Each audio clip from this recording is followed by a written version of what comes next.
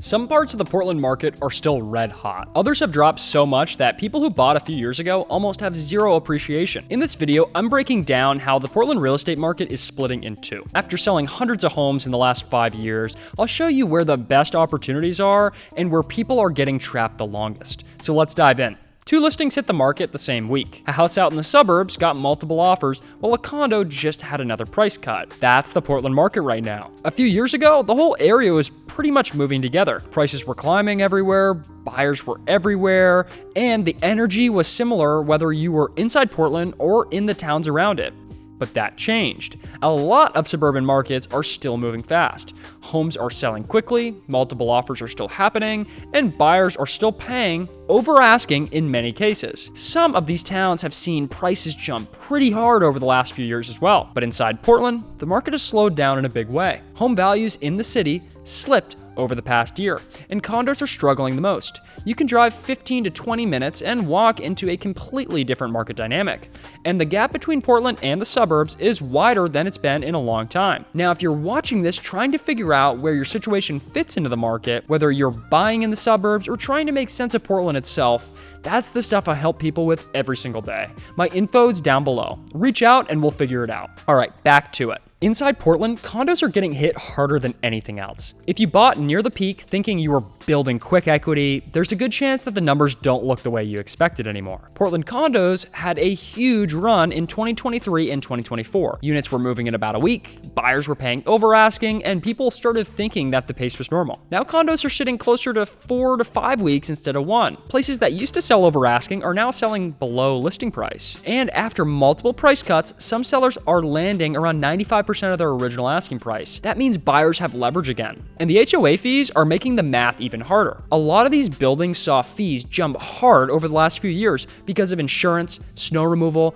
property management, all of that rising up. So buyers are now looking at condos with high monthly HOA fees on top of today's interest rates, and it changes what they're willing to pay pretty fast. But the bigger problem here is that Portland kept building for a level of demand that doesn't exist anymore. I'll show you what changed in a minute. Now, multifamily properties are running into a similar problem. Smaller apartment buildings started sitting longer, listings expired, and investors backed off because the numbers were not working like they did a few years ago. Portland's rent control rules also changed the math for some investors. At the same time, newer apartment buildings with rooftop amenities and luxury finishes started competing with a lot of older units around the city. That's why things have gotten so much harder for sellers here. People who bought near the top are running the numbers. They're realizing the correction, plus commission, closing costs, staging, repairs, all of that are eating into the profits they thought they had. Some sellers are barely breaking even, and some are taking losses just to get out. A couple years ago, somebody could buy a single-family home in Portland, hold it for a year, and make about $50,000. That play does not work the same way anymore. And inside the condo market, there's one specific price range where listings are getting stuck the longest. The toughest condos to sell in Portland are sitting in the middle range, around high 600s to mid 800s. There just aren't many buyers left for that kind of product. A first-time buyer usually can't make those numbers work anymore once you add today's mortgage rates and HOA fees. Most retirees downsizing aren't really shopping there either. They usually sell a bigger house to buy something smaller and cheaper. But in Portland, a lot of those condos cost as much or even more than the house they're selling. So you're left with higher income professionals who can afford it. But for a similar monthly payment, that same buyer can go out to another suburb and buy a 4-bedroom house with a yard and a garage and more space. That's why this middle part of the condo market has gotten stuck. And these are not my favorite listings to take on right now because there just isn't a clear buyer for them in this market. But not every part of Portland is struggling like this.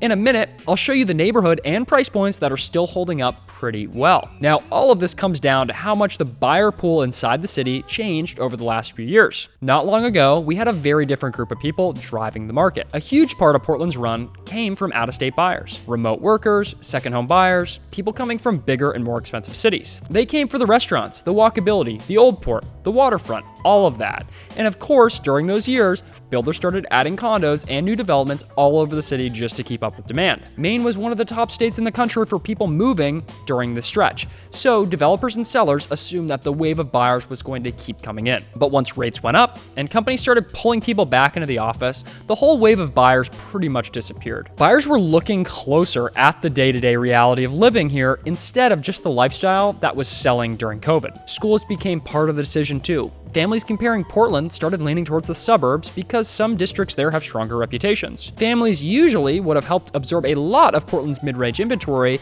but they were leaving the city instead. That's why buyers and sellers have to approach the market a lot differently now, but most people are still using the old playbook. I'll show you what's still working in a minute.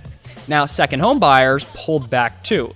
Carrying another property got very expensive when rates went up, and buyers became more careful about tying up money in vacation homes. So when all of those buyers pulled back from the city, we were left with inventory that had been built for a much hotter market and much bigger wave of demand than we have now. That's why listings started sitting and price cuts became normal again. And sellers treating Portland like the same market it was a few years ago are getting themselves into big trouble. Now, there's still parts of Portland that are still moving well and holding up pretty strong. Starter homes are one example. A well-priced single family or smaller condo in the 400s to low 500s still gets attention because there's always demand at lower price points. Some neighborhoods inside Portland are still holding up as well. The West End is one of them. Those older Victorian homes, the tree-lined streets, the character, buyers still pay for that. Munjoy Hill still carries weight as well. The water views, the walkability, restaurants, all of that still attracts buyers willing to pay a premium to live there. And then there's Stroudwater, which is one of the most interesting neighborhoods in Portland. You've got historic homes, access to trails, and you're still close to the jetport. Prices there still haven't climbed like they have in some of the more established parts of Portland. If I was buying in Portland, Stroudwater would be high on my list.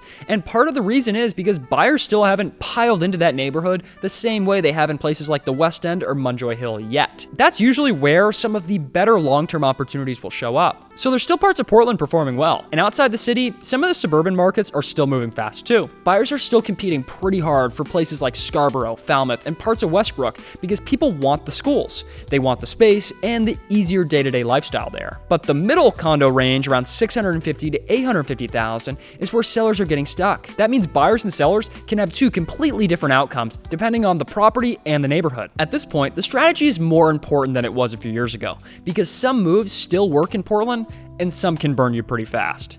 Buyers need to start thinking longer term again. 5 years is a much safer timeline now if you want appreciation and equity to have flexibility when you sell. Actually, there are going to be years where prices move up fast and years where prices don't. That's a more normal market than what people got used to during the pandemic. Now, that doesn't mean Portland is a bad market long term. The food scene is still strong, the peninsula is still one of the more walkable areas in New England, and you're still close to Boston and the coast. The market's just forcing people to think patiently again. But there are still ways people can make serious money here. One is getting into new development early before prices climb once the project fills out and demand catches up. The other is buying in an area before prices really take off. A neighborhood with a good location, good housing stock, and long-term upside, but where buyers haven't piled in yet. But those are speculative plays. Sometimes they work out great, but sometimes you end up holding the property way longer than you expected, waiting for the area or development to catch up to what you thought it could become. If you're buying, buy something you'd be comfortable living and owning in for at least 5 years, and in a place that tends to hold value well. The suburbs are still moving fast. In places like Scarborough, Falmouth, Westbrook, and Cape Elizabeth, hesitation can cost you a lot, so you need to move quick. Inside Portland, buyers finally have more leverage and more time than they've had in years, so use that to your advantage. And if you're selling one of those middle-range condos, either price it realistically or be ready to sit on longer than you might expect. Portland has become a much trickier market to read, and the people doing well are the ones who understand where things are still working and where they're not. If you're still trying to figure out what your move is in this market, shoot me an email today. I'll tell you straight up whether it makes sense to buy, sell, hold, or just stay put. And if you're still trying to figure out where Portland's market is heading next, I've linked my full 2026 market prediction video right here. The inventory and days on market numbers in this video explain a lot of what's happening right now.